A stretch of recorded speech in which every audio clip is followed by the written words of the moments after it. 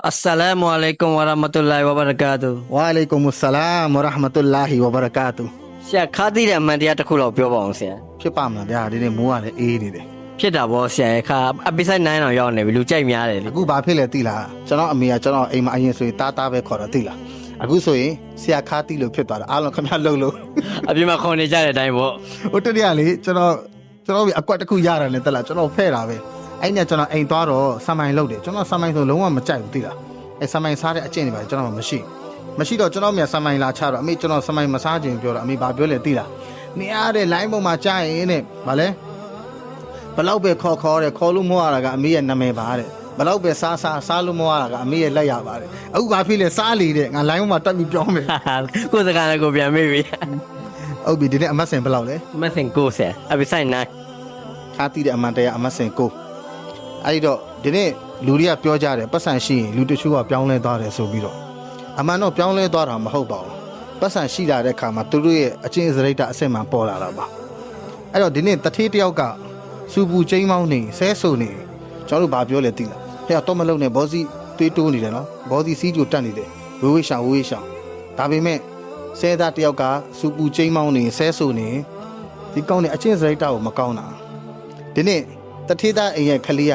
ရိုင်းဆိုင်နေဆဲနေအဲ့ဒီခလေးကျွန်တော်ဘာပြောလဲသိလားဟဲချစ်ဖို့ကောင်းလိုက်တာကြည်စမ်းဒါပေမဲ့ဆဲသားအိမ်ကခလေးကဆဲနေတယ်ဆိုရင်လေကြည်စမ်းရိုင်းဆိုင်လိုက်တာမိမဆုံးမဖမဆုံးမခလေးတွေ မှန်ပဲဆရာ ဒီနေ့ကျွန်တော်တို့ကဒီပတ်စံကို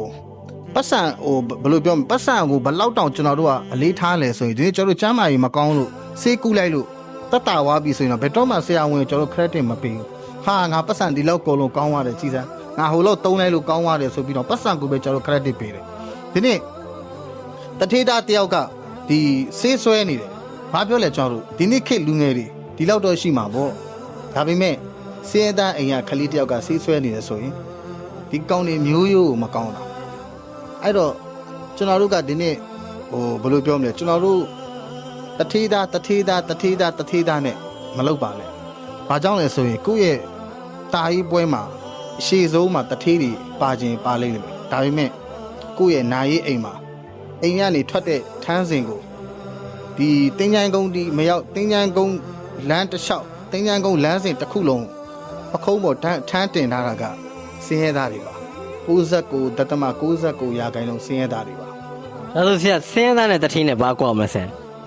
စင်းရဲသားနဲ့တထေးနဲ့ဘာကွာလဲဆိုရင်ဒီနေ့ကျွန်တော်တို့ပလီသွားတယ်မလားပလီသွားတဲ့အခါမှာ VIP line ဆိုတာရှိလား ရှိဆရာ အားလုံးတန်းကြီးပဲဟုတ်တယ်နော် ဒီတနည်းလည်းပဲ တထေးသားပဲလာလာဘရင်ပဲလာလာစင်းရဲသားပဲလာလာအကုန်လုံးတန်းကြီးပဲ